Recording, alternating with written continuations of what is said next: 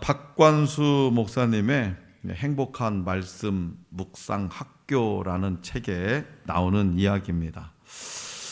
나는 중학교 1학년 겨울방학 때 영접하는 자, 곧 그 이름을 믿는 자들에게는 하나님의 자녀가 되는 권세를 주셨으니 라는 말씀이 심령에 꽂혀 예수님을 영접했다. 나는 6살 때부터 아버지 없이 자랐기에 하나님이 나의 아버지가 되어 주신다는 이 약속이 참 든든하고 감동적이었다. 나에게 하늘의 아버지가 생겼고 나는 그분의 아들이 된다는 이 말씀이 큰 위로와 기쁨이 되었다. 중고등학생 시절 내내 이 구절을 마음에 새기고 또 새겼다. 아버지가 없다는 것에 대한 허전함이 종종 내 마음을 침체에 빠뜨렸는데 점차 하나님 아버지의 임재를 누리는 기쁨이 나를 사로잡기 시작했다. 세상 그 어느 것에도 흔들리지 않는 튼튼한 주춧돌 위에 내가 서 있다는 것, 천지 만물을 다스리시는 하나님이 나의 아버지가 되신다는 이 확신이 내 인생을 소망과 환희와 평강으로 물들였다. 성경 구절이 영혼의 침투에 깊이 새겨지면 그 구절은 한 사람의 삶을 변화시키고 그의 생각과 감정을 송두리째 바꾸어 간다. 요한복음 1장 12절은 내 삶을 하나님이 원하시는 길로 인도했고 내가 주님께 헌신할 수 있는 동력이 되었다. 성도 여러분, 세상을 살다가 어려움을 만났을 때 내게 평강, 즉 이 평안을 가져다 준 말씀이 있다면 어떤 말씀이 있습니까? 저는 개인적으로 힘들 때 시편 23편을 좀 열심히 읽고 묵상하고 외우면 내 마음이 평안해집니다. 어떤 어려움이 닥쳤을 때 이 문제를 내가 해결할 수 있을까? 없을까? 막 마음이 요동칠 때는 빌립보서 1장 빌사일삼, 빌사일사, 내게 능력 주시는 자 안에서 내가 모든 것을 할 수 있느니라. 이 말씀이 저에게 큰 위로가 되고 용기를 주고 평안을 가져다 줍니다. 오늘 우리에게 주신 본문 말씀이 기록된 요한복음의 저자 요한은 공간복음의 기자들과는 다른 관점으로 부활하신 예수님과 제자들과의 만남을 세밀하게 설명하고 있습니다. 첫째는 안식 후 첫날 저녁 때로 이 만남의 때에 대해서 자세히 기록합니다. 안식 후 첫날 저녁 때라고 하는 이 만남의 때를 자세히 기록해요. 이는 병행절인 누가복음 24장 36절에는 되어 있지 않습니다. 둘째는 제자들이 모여 있던 다락방을 문들을 닫았더니라고 증가합니다. 문들을 닫았더니, 이는 닫힌 문들을 신비하게 통과하시는 예수님의 이 부활하신 몸, 그 몸을 강조하고 있어요. 분명히 문을 다 닫았다 이거예요. 꼭꼭. 그런데 그 예수님의 몸이, 부활하신 몸이 그 닫힌 문을 지나서 우리에게 나타났다는 거예요. 셋째는 손과 옆구리를 보이시니라고 기록하면서 십자가에서 죽으시고 부활하신 주님을 강조해요. 손과 옆구리를 보이셨다는 거예요. 그러니까 실제로 십자가라고 하는 그 형틀에 못이 박혔다는 거예요. 그리고 창으로 옆구리도 찔리셨다는 거예요. 요한의 기록들은 두 가지를 강조합니다. 하나는 예수님이 실제로 죽으셨다는 거예요. 실제로. 이건 소설이 아니다라는 거예요. 또 다른 하나는 예수님의 부활이 영으로만 나타난 것이 아니라 약속하신 것처럼 육신까지도 부활했다는 사실을 입증하고 있습니다. 우리가 막 귀신이 이게 아니라 실제적인 몸을 우리 눈으로 볼 수 있는 몸을 가지고 부활하셨다는 겁니다. 이는 영지주의자들의 주장을 완전히 반박하는 중요한 근거가 됩니다. 부활하신 예수님은 닫힌 문을 뚫고 들어오셔서 제자들에게 평강을 선포하셨습니다. 제자들은 부활의 주님을 확인하고 기뻐했어요. 그리고 주님이 선포하신 성령 받으라에 순종하며 그리스도의 증인으로 결단합니다. 그 이유는 바로 예수님의 부활을 증언하는 사명을 감당하려면 성령의 능력을 의지해야 하기 때문이죠. 자, 그렇다면 오늘 우리에게 주신 본문 말씀에서 마리아가 부활하신 예수님을 랍오니라고 부르자 예수님은 뭐라고 말씀하셨을까요? 그리고 이 말씀을 통해 주님은 저와 여러분들에게 무엇을 말씀하시고자 하는 것일까요? 자, 본문 말씀 16절에서 17절을 말씀을 다 같이 다시 한번 받드리겠습니다. 16절, 17절 시작. 예수께서 마리아에게 하시거늘 마리아가 돌이켜 히브리 말로 라보니 하니 이는 선생님이라는 말이라. 예수께서 이르시되 나를 붙들지 말라. 내가 아직 아버지께로 올라가지 아니하였노라. 너는 내 형제들에게 가서 이르되 내가 내 아버지 곧 너희 아버지 내 하나님 곧 너희 하나님께로 올라간다 아멘. 올라간다 하라 하시니. 하시니. 예수님은 세상에 계속해서 머무를 수 없는 부활체를 가지셨고 곧 승천하셔서 완성해야 할 일들이 있었습니다. 그런데 마리아는 9절에 기록된 대로 예수님의 죽음으로 그의 모든 사역이 중단될 것이라고 생각했어요. 우리가 이 땅에서 살다가 딱 죽으면 웅이집 하던 사업도 끝이죠. 최성택 집사님 죽어서도 못하는 거잖아요. 우리는 저도 이 땅에서 딱 살다가 죽으면 목회가 끝나는 겁니다. 당연하죠. 마리아가 그렇게 생각한 건 상식적입니다. 죽었으니까 예수님의 모든 사역이 중단될 것이라고 생각했어요. 그래서 그녀는 무덤 밖에서 울면서, 근데 무덤 밖이면은 옛날에 이 히브리 지역은 동네 고대 동굴에다가 시체를 안장한단 말이에요. 그러니까 무덤 밖에서 울면서 예수의 시체만 찾아다녔고 부활 후 자신 앞에 나타난 예수님을 동산지기로 착각했던 겁니다. 그러나 이후 그녀는 예수님을 랍오니 선생님이여 라고 부르며 그 부활의 주님을 맞아들였다는 거예요. 그래서 라보니는 나의 선생님을 의미하는 히브리어입니다. 예수님의 목소리와 똑같다는 거예요. 이게 여자여 이거 불렀잖아요. 왜 울고 있냐? 근데 이거 예수님 목소리 같은데 예수님의 목소리와 똑같다는 생각은 했으나 설마 했던 마리아는 자신의 이름을 부르시는 음성을 듣자 마리아야 라는 그 자신의 음성을 듣자 자신의 이름을 부르시는 음성을 듣자 예수님이 말씀하신 대로 부활하셨음을 그제야 확신하게 되는 거예요. 마리아야 이름 부르니까 그때서야 확신하게 예수님이 죽은 자 가운데서 다시 살아나신다고 했었는데 그 말이 진짜네 확신하겠다는 거예요. 예수님도 마리아를 13절에서는 뭐라고 불렀다고요? 여자여라고 부르셨는데 본문 말씀 16절에서는 마리아야라고 친밀하게 이름을 부르셨고 마리아가 이전에 들었던 그 이름을 듣는 순간에 예수님께서 예전에 하셨던 말씀들이 생각나더라는 거예요. 예수님이 그들의 처소를 예비하시고 보혜사 성령을 보내기 위해 다시 아버지께로 돌아가야 한다는 말씀이 기억난 거예요. 그리고 주님은 마리아에게 당신을 붙들지 말고 제자들에게 가서 부활을 전하라고 말씀하십니다. 자, 성도 여러분, 그렇다면 여러분들의 일상에서 부활의 주님을 만나고 전하기 위해 여러분들 자신에게 필요한 태도와 기도는 무엇일까요?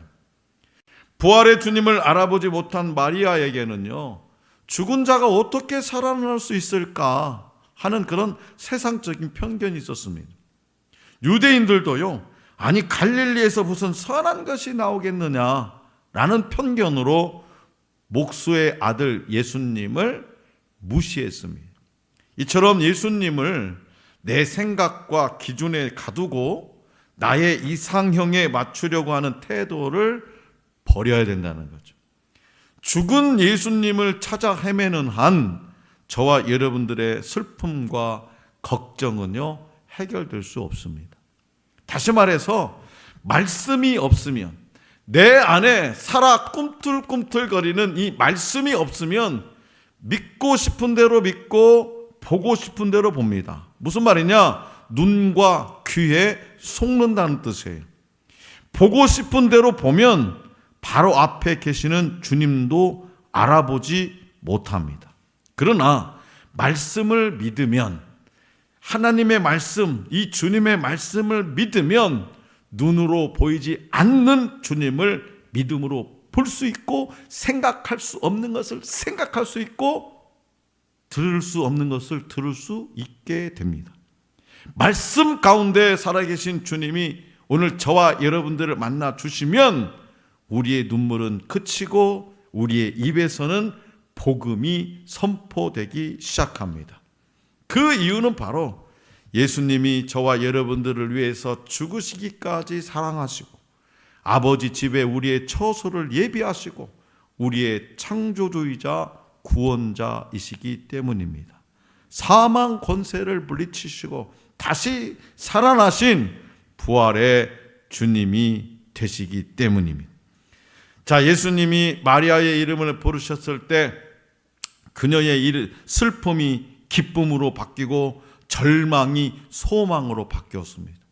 주님은 지금도요, 저와 여러분들 곁에 계시면서 우리의 이름을 부르세요. 우리의 이름을. 저는 일상 하루 24시간 중에서 제 이름이 가장 선명하게 들리는 때가 언제냐? 새벽 기도할 때. 새벽 예배 딱 새벽 기도 드리고 기도할 때, 그때 많이 들려요.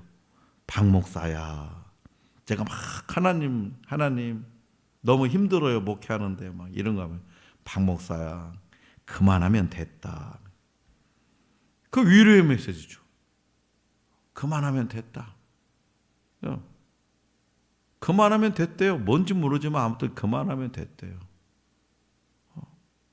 그러니까 사람 눈 의식하지 않고 주님 마음 품게 되면 그 음성을 듣고 내가 위로를 받고 용기를 얻게 되는 거죠. 여러분들 곁에 계시고 여러분들의 이름을 부르세요.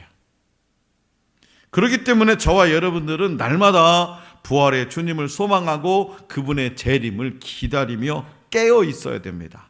매 순간 주님의 음성에 귀 기울이면서 살아가는 저와 여러분들이 될 수 있기를 원합니다.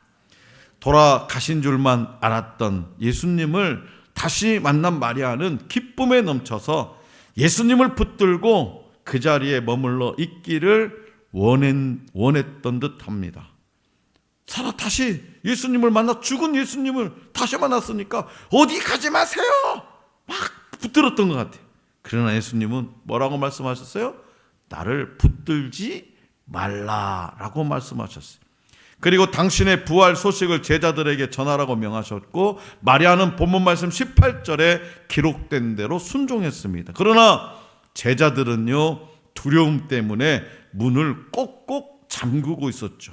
자, 그렇다면 이렇게 두려워서 숨어 있는 제자들에게 부활하신 주님이 찾아가셔서 가장 먼저 선포하신 말씀은 뭘까? 본문 말씀 우리 19절입니다. 다 같이 받들겠습니다. 19절. 시작. 이날 곧 안식 후 첫날 저녁 때에 제자들이 유대인들을 두려워하여 모인 곳에 문들을 닫았더니 예수께서 오사 가운데 서서 이르시되 너희에게 평강이 있을지어다. 아멘. 요한은요 20장에서 평강이란 단어를 3번이나 반복해요. 19절, 21절, 26절. 이렇게 평강이라는 단어를 3번이나 반복하면서 예수님의 부활 선포를 강조합니다. 평강은 고대 이스라엘에서부터 예수님 당시에 이르기까지 보편적으로 사용되던 인사말 샬롬의 번역입니다. 샬롬. 평강은 사람을 만났을 때, 헤어질 때, 또는 이웃을 방문할 때 등등 다양하게 사용됐습니다. 제가 여러분들에게 메시지를 보낼 때도 처음에 샬라 이렇게 합니다. 그러나 본문에서는요, 평범한 인사말의 수준을 넘어요. 샬롬, 이 평범한 인사말의 수준을 넘어서 예수님의 구속사적 사역과 관련해 중요한 의미를 담고 있습니다. 평강은 다른 말로 이 평안이에요. 평안. 이 평안은 보혜사 성령과 관련해서 세상의 평안과는 다른 예수님만이 주실 수 있는 평안을 뜻해요. 그리고 예수님 안에서 누리는 평안은 환난을 이기는 담대함을 줍니다. 자, 요한복음 14장 26절 27절 말씀입니다. 여기 한번 보세요. 자, 시작. 보혜사 곧 아버지께서 내 이름으로 보내실 성령, 그가 너희에게 모든 것을 가르치고 내가 너희에게 말한 모든 것을 생각나게 하리라. 평안을 너희에게 끼치노니 곧 나의 평안을 너희에게 주노라. 내가 너희에게 주는 것은 세상이 주는 것과 같지 아니하리라. 너희는 마음에 근심하지도 말고 두려워하지도 말라. 주님이 주시는 평안이. 또 요한복음 16장 33절에서 이렇게 말씀하세요. 시작.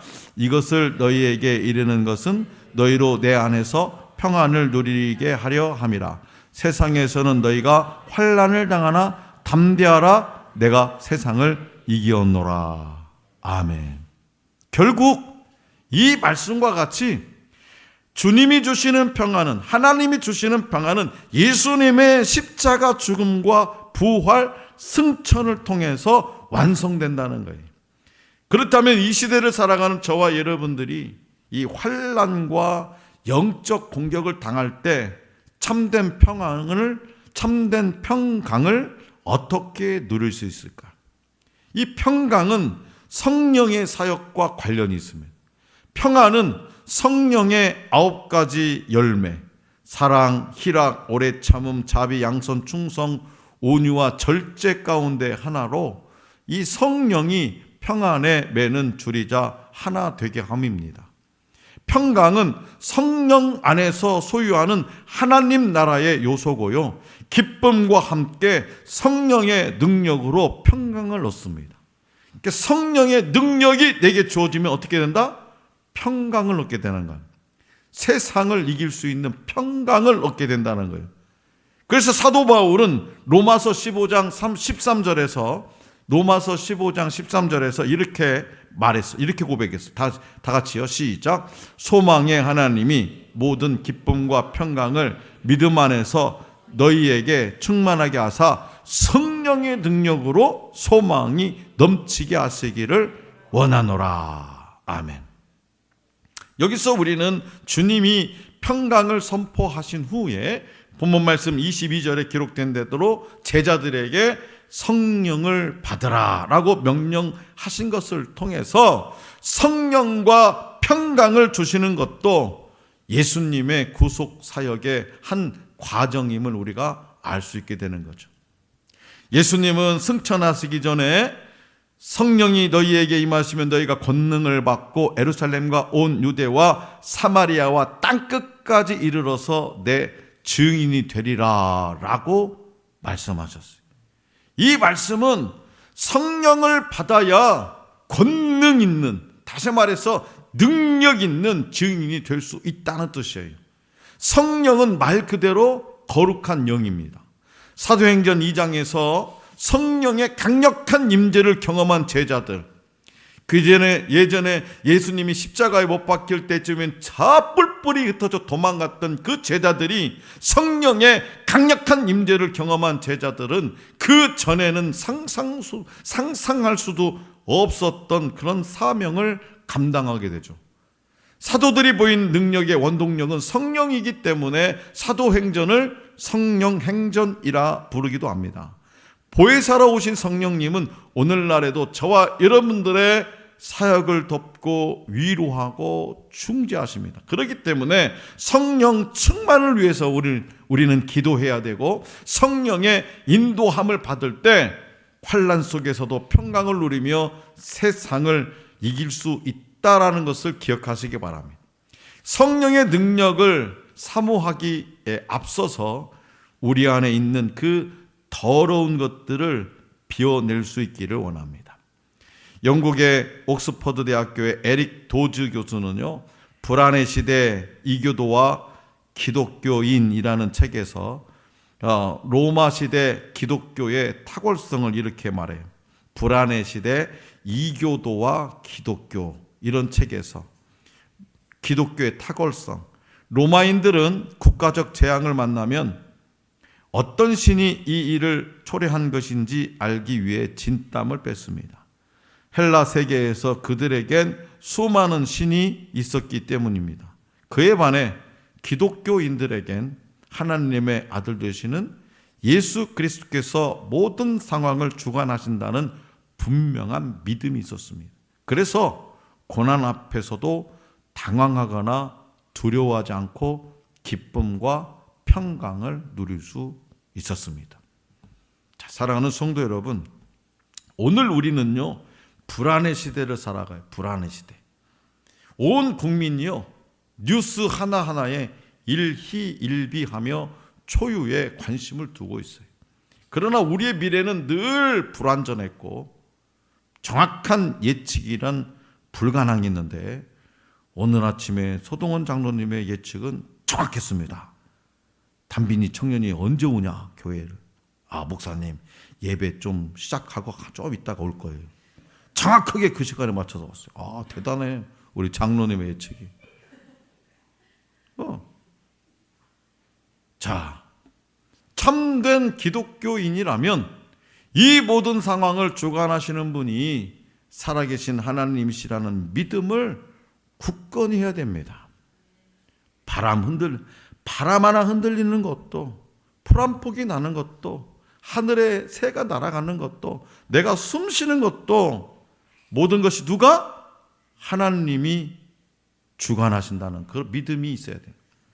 죽은 자 가운데서 다시 살아나신 부활의 주님을 만나면 기쁨과 사명, 평강을 회복합니다. 예수님은 슬퍼하는 마리아에게 나타나서 기쁨을 회복시키고 부활의 증인으로 삼으셨어요.